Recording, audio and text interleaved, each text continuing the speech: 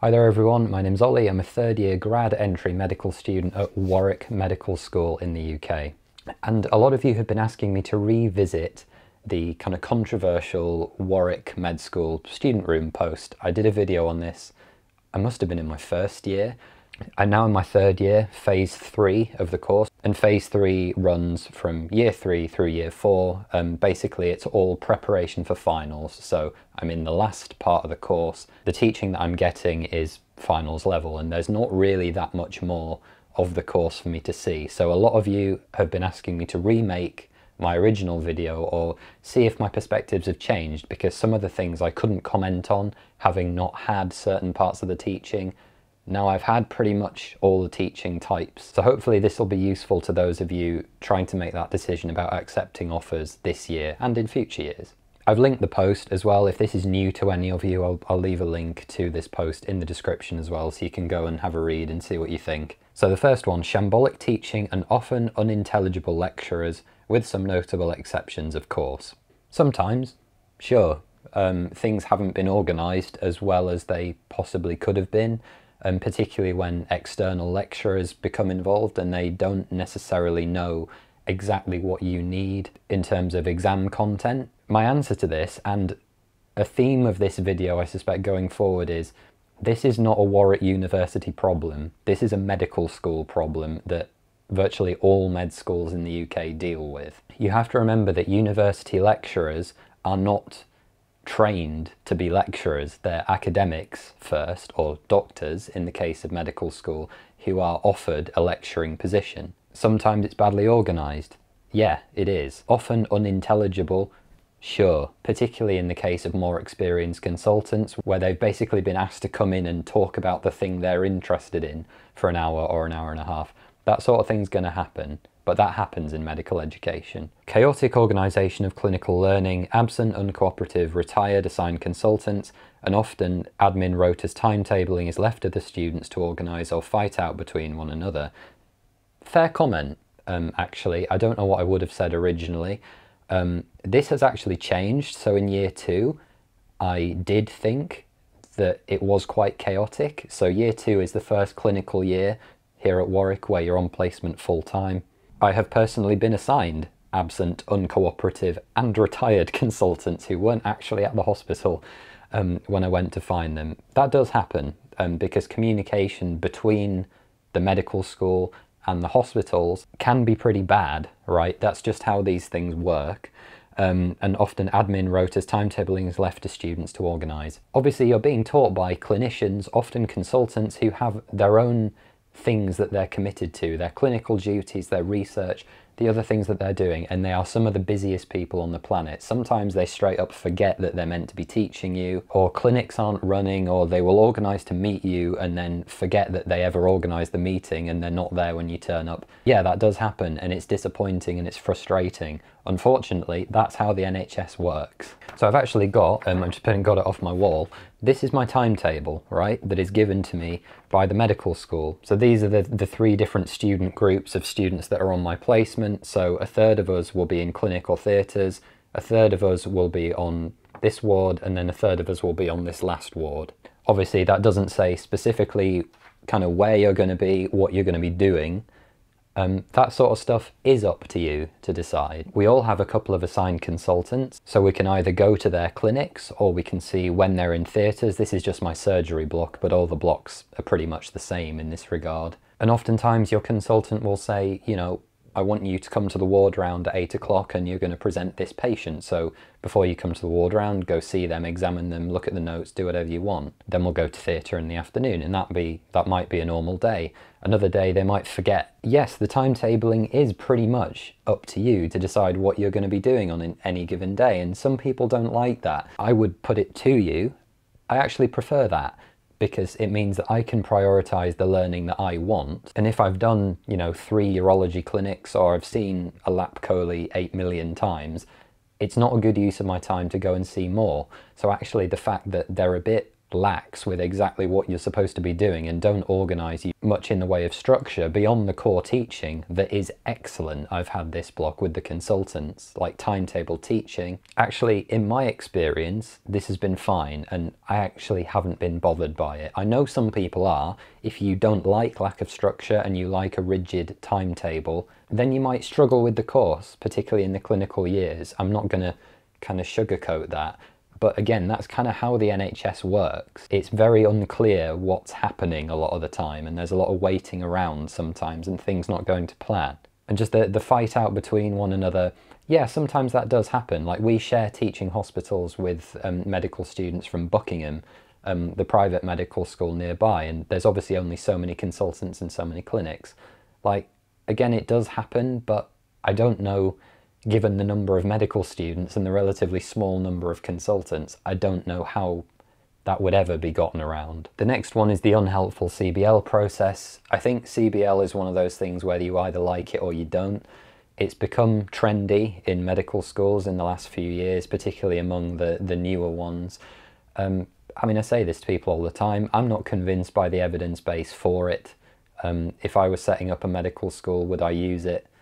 I don't know, maybe. Like, as it happens, I like it because everyone can kind of bring their own strengths and viewpoints to the case. In my experience, the problem with it is that it's very instructor dependent. If you're being led by someone who knows what they're doing and is able to make sure that you get the most out of the case, which, remember, is to structure your revision, not to come to a diagnosis and solve the problem as quickly as possible. That's not the point. So if this instructor wants to work in a different way to how your group normally works, which has happened to my group a few times, that can really cock things up. Or equally, if you have a group that doesn't gel, or maybe if you have someone who knows all the answers because they've been a health professional before and doesn't let anyone else answer, then that's going to cause problems as well. And it's compulsory at Warwick, so I don't know, it's just going to have to be one of those things where you'll have to decide before going in whether or not you're likely to like it. Can it be unhelpful?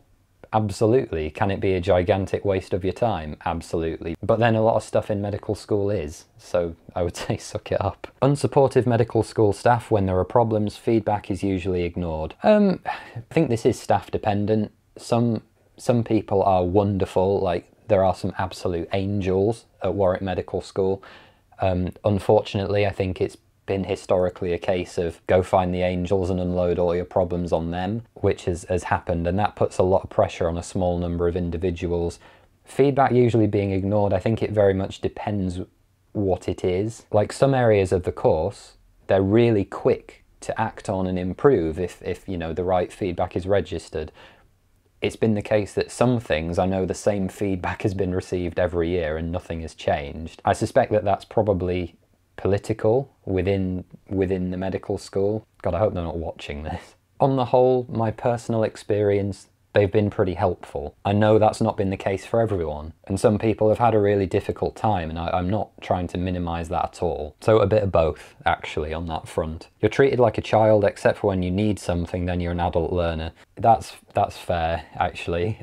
Sometimes it's very much, a lot of the time it does feel like if you're not doing things exactly our way, or, you know, the way in which we tell you, then it's a problem. So for example, if you said, you know, I genuinely don't think CBL is a good use of my time. I find it unhelpful and I don't enjoy the process, and I would just rather be in the library studying the material by myself. That wouldn't fly. For example, it would be, well, you know, eventually this is going to be disciplinary if you don't come to CBL because we have prescribed that you do. So even though I suppose you are technically supposed to be an adult learner, a lot of the time it just doesn't work that way. Again, that's probably more because it's a medical school and the GMC are quite rigid on the number of hours spent in clinical learning and the type of things that medical students actually have to do. Vindictive witch hunts by the APG, basically the medical school Stasi, a classic case of pathetic power-crazed bureaucrats getting a kick from bullying terrified students. So just for reference, the APG are the group, if you have a problem, like in your personal life or a medical problem, or some problem that interferes with your ability to perform in assessments, or basically to progress through medical school, the APG is one of the groups that will determine whether or not you progress. It's things like right to sit the exams and any adjustments that need to be made and whether you're allowed to resit or not. All that sort of thing goes through this body, which I think has actually been renamed and reformed in the last couple of years. The problem again is that I've not dealt with them. I know a lot of people seem to have had very troubling experiences with them, but because of the nature of the problems that people are obviously having, whether it's personal illness or family illness or mental problems that they have, I don't know. And I feel like I would be doing a disservice to all the people involved, both positively and negative, to come up with a dictum on that. I think vindictive is a bit strong because it makes it sound like the people involved have a kind of personal interest in you failing. There are too many students for anyone to personally care how well anyone is doing. I can say that much. A poisonous atmosphere of fear and mistrust. The medical school recruit informants among the student body to inform on fellow students to prosecute fitness to practice cases against them that taint their records. People are now reluctant to confide in others or let their hair down and have fun at parties. That's not true. That's stupid. Particularly as medical schools are actually under no obligation to report their own fitness to practice hearings to the GMC. A lot of the time, even if you do have an FTP investigation placed against you as a student, it's effectively a blank slate by the time you go forward and become a doctor anyway. I don't know, drinking to excess in your own home, probably not a problem. If you're taking illegal recreational drugs, in your own home and you are arrested or investigated for that, then yeah, that's probably going to be a problem. So no, that's one where I just flat disagree. That's not a thing. Scant anatomy teaching and no dissection, although the anatomy teaching that there is exceptionally high quality. Again, this is one of those ones that maybe when this person was there, this was true. The anatomy teaching is really good at Warwick. You have it every single week using the plastinated specimens. I'm not going to go over all that again, but I disagree with that. Dissection, the papers are out there to show that dissection is no better at teaching undergrad medical students anatomy than virtually any other method of teaching anatomy. The evidence base is there. You don't need dissection. I was a bit disappointed by the idea that there wasn't any, but I actually really enjoyed the specimen teaching. I'm good at anatomy. I want to be a surgeon. I've had absolutely no problems kind of moving in that direction and being in theatre, so it's not a problem. They are right, the teaching that there is very high quality, no problems. Ludicrous parking situation. Realistically, you need to own a car but aren't allowed to park anywhere near the medical school in any year. One parking permit between two thereafter, or at the hospital.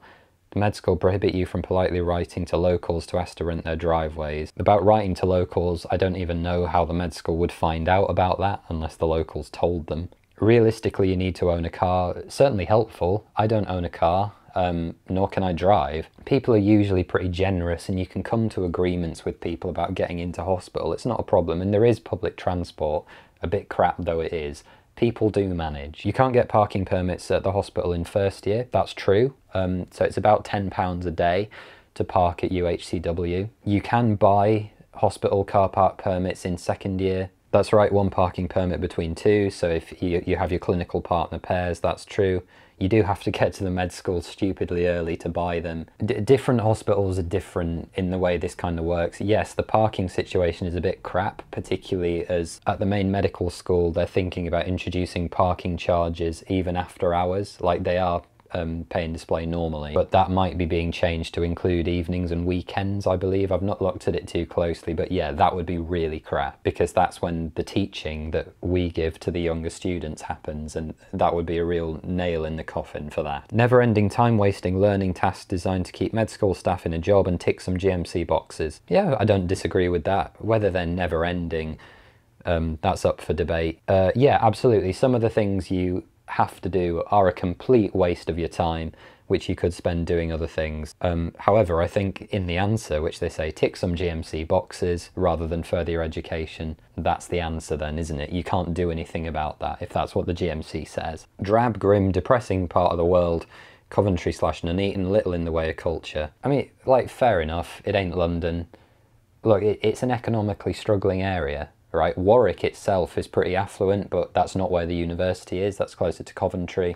Again, it's just one of those things. If you want to go to med school and Warwick is one of the places you get an offer, suck it up. Like, that's how it is. Endure endless driving, traffic jams or horrific public transport. Can be busy, just like any city. Horrific public transport. Yeah, it's pretty crap quite a lot of the time. Buses, for example, used buses, they either don't turn up or are late or don't stop in the right places a lot of the time. Yeah, you have to plan carefully. Sometimes you're going to be let down. That's fair. Virtually no social integration with the main university, geographically and socially distant.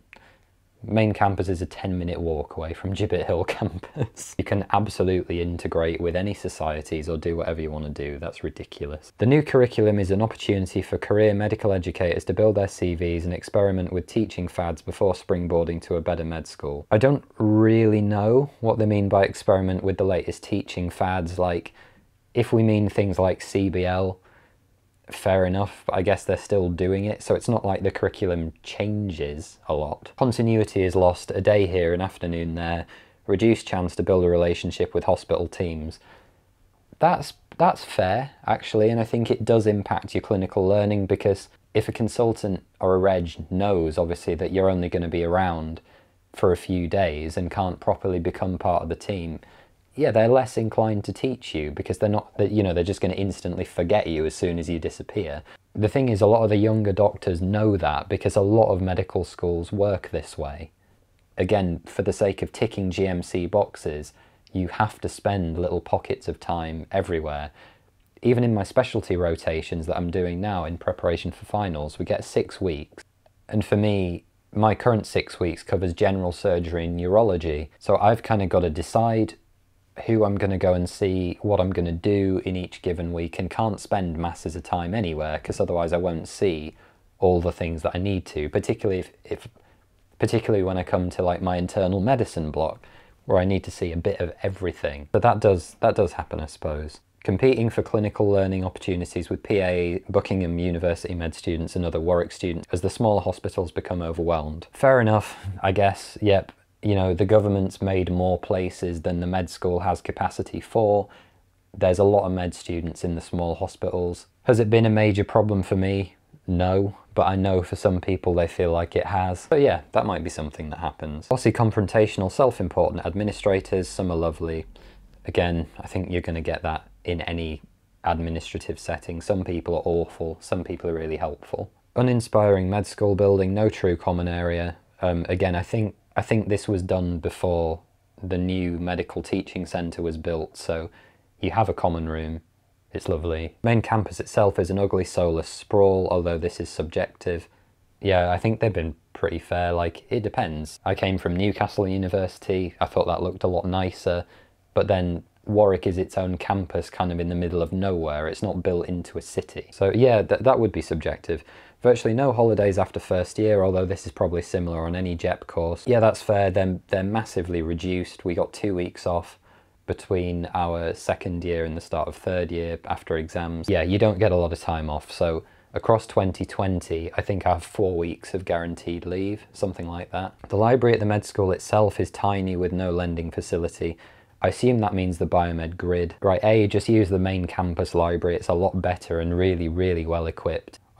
But it is just a medical library in the kind of main medical school building. I've never really had a problem with this because most of the books can be accessed as ebooks through the library anyway. But if you want a really good library experience, I suppose there are other places that might be a bit nicer. Worryingly high incident of dropout deferral due to depression and anxiety. Worryingly high incidence of dropout and deferral due to depression and anxiety. As far as I'm aware, the dropout rates from Warwick, which again, as far as I know, are less than 10 or so every year. I don't think they're particularly egregious by like the national standard of how many people drop out every year. I could be wrong. We don't have the data. And it goes back to what I was saying before about groups like the support committees in the APG, Student Wellbeing Service. Have some people I know had really terrible, unsupportive experiences with them? Yes, they have. My personal experience, they were lovely and really helpful, and it was quite clear what I needed to do. I feel like that's probably going to be the same at most universities. I realise that's not very helpful, but I'm not in a position to authoritatively answer on that, because all you're going to get is single person experience. Thousands of pounds wasted on pointless non-functional technology hardware. Fair enough, not just technology hardware. Universities in general spend very vast amounts of money on very strange things sometimes. Like again, I'm not willing to kind of accept that it's a Warwick specific problem. This is something that all medical schools do. Unsympathetic response to genuine hardship grant applications. Like, look, with this post, I get the feeling that this person has obviously had some very negative experience, and I can do my best to empathise with the idea that someone submitting a hardship grant application that they truly felt they deserved and should have been granted as a no-brainer, and they then didn't get, would obviously be very upset by that. I've not submitted a hardship grant, I've not spoken to anyone who has, and I can understand that you'd be very upset if it didn't get granted. I don't know enough about how the process works and what the rates are like. What I can say is, as med students at Warwick, we aren't able to apply for the same bursaries that a lot of other courses are. I don't know why that is. I think they're looking at changing that, but it's not something that I know enough about personally to comment on further. Rip off cash grabbing canteen and coffee shops. Fair. No subsidised student dining as at my first uni. Yeah, that's fair. It's stupidly expensive. My advice would be don't eat there. Rock bottom student satisfaction. Don't take my word for it. Ask around, do some research. Yep, I think when I last checked, Warwick had the lowest student satisfaction of any medical school in the UK. I think, you know, some of the issues that this post raises are valid. How much they influence the student satisfaction ratings, difficult for me to guess. The thing that I think contributes to their ratings being so low is the fact that we are an exclusively grad entry course, right? So that means you have people who have already experienced what it's like to study at least one other university, so that, you know, you have a frame of reference. And also, we are older, more confident, and much more willing to not be vindictive, but to come forward and try and enact change if we perceive that there's a problem. I think we're more likely to complain, and probably more likely to be more negative if we are going to complain, particularly because this is something we're electing to do, you know, as a second degree, often at great personal expense, and tolerance for things being subpar might be a little bit lower than for your kind of virgin experience as a student. But my main, like, summation, if you're going to take one message away from my revised opinion, does the med school have problems? Yes. Will you have a disrupted education? Yes. Do they do things in weird ways that might not benefit you directly, or not treat you always in the way you would want to be treated? Yeah, I accept all of that. Fair enough. Do I hand on heart reasonably think that that would be the same at any UK medical school? Yes, I do, because it's a case of pleasing the GMC and ticking the right boxes. Medical schools are often very restricted as to what they can and can't change. And I think it's just one of those things that if you want to be a doctor under the current system, more power to you if you do, fair enough if you don't. Are you going to have to put up with, you know, often very large amounts of bullshit? Yes, you are. It's a long, arduous, stressful, painful process. You will be embarrassed, humiliated, let down, disappointed, and overwhelmed a lot of the time. That's just how it is. Do I recommend it? 100%. Do I recommend coming to Warwick? 100%. Would I have come here if I had received an offer from elsewhere? Probably not, but that's only because I already had a life, you know, where I was studying before. I had friends, I had my connections, I knew where everything was, I had a relationship, you know, it was that stuff that would have kept me in Newcastle. Like, am I happy that my career ambitions and everything I want to do, I can do here as well as I could do anywhere else? Yeah, I'm having a good time. I hope that's been useful, guys. Thanks for watching. I realise this has been long and rambly. I'll try and keep it to its minimal components. If you've got any questions, just leave them below. If you've got any really specific questions, just post them in the comments and I'll address them. I'll answer every single thing that gets posted. Take care, see you next time.